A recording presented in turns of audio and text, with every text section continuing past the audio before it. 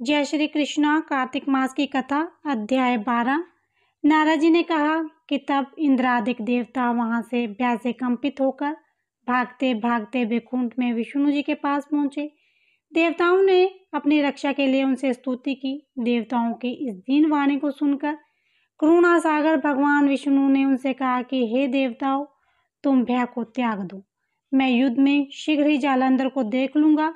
ऐसा कहते ही भगवान गरुड़ पर जा बैठे।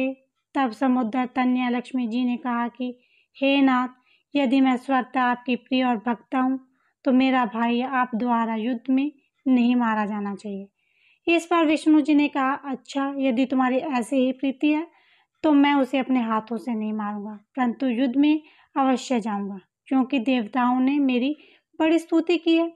ऐसा कह भगवान विष्णु युद्ध के उस स्थान में जा पहुंचे जहां जालंधर विद्यमान था।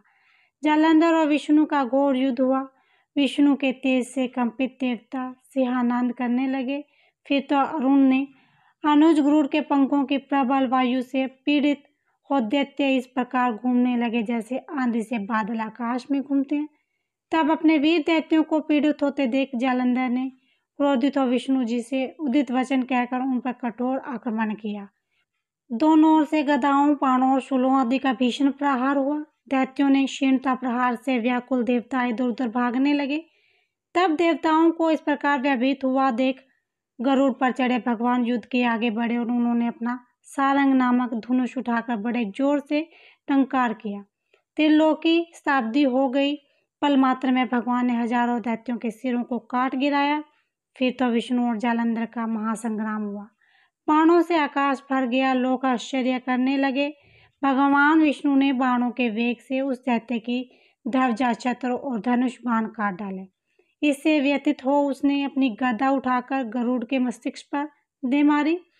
साथ ही क्रोध से उस दैत्य ने विष्णु जी की छाती में भी तीक्ष्ण बाण मारा। उसके उत्तर में विष्णु जी ने उनकी गदा काट दी और अपने सारंग धनुष बाण पर चढ़ाकर उनको बीनना आरंभ किया। इस पर जालंधर ने अपने पैने बाण बरसाने लगे।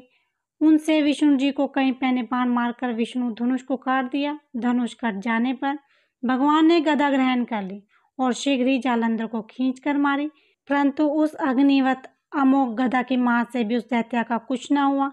उसने एक अग्निमुख त्रिशूल उठाकर विष्णु पर छोड़ दिया। विष्णु जी ने शिव के चरणों का स्मरण कर नंदन नामक त्रिशूल से उसके त्रिशूल को छेद किया। जालंधर ने झटपट कर विष्णु जी की छाती पर एक जोर से मुष्टिक मारा। उसके उत्तर में भगवान विष्णु ने भी उसकी छाती पर अपने एक मुष्टिक का प्रहार किया। फिर दोनों घुटने टेक बाहों और मुष्टिकों से बाहु युद्ध करने लगे। कितनी देर तक भगवान उनके साथ युद्ध करते रहे। तब सर्वश्रेष्ठ मायावी भगवान उस दैत्यराज से मेघवाणी में बोले, रे रण दुर्मद दैत्य श्रेष्ठ, तू धन्य है जो इस महायुद्ध में इन बड़े बड़े आयुधों से भी भयभीत न हुआ। तेरे इस युद्ध से मैं प्रसन्न हूँ, तू जो चाहे वर मांग ले। मायावी विष्णु की ऐसी वाणी सुनकर जालंधर ने कहा, हे भावुक, यदि आप मुझ पर प्रसन्न हैं तो ये वर दीजिए कि आप मेरी बहन तथा अपने सारे कुटुंबियों सहित मेरे घर पर निवास करें। नारद जी बोले, उसके ऐसे वचन सुन विष्णु जी को खेद तो हुआ, किंतु उसी क्षण देवत ने तथास्तु किया। तब विष्णु भगवान जी सब देवताओं के साथ जालंधरपुर में जाकर निवास करने लगे। जालंधर अपनी बहन लक्ष्मी और देवताओं सहित विष्णु को पाकर बड़ा प्रसन्न हुआ। फिर तो देवताओं के पास जो भी रत्नादि थे सबको ले जालंधर पृथ्वी पर आ गया।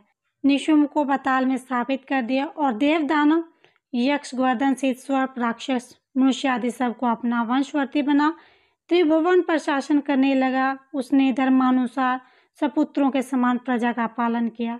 उसके धर्म राज्य में सभी सुखी थे। बोलो विष्णु भगवान की जय। श्री कृष्ण भगवान की जय।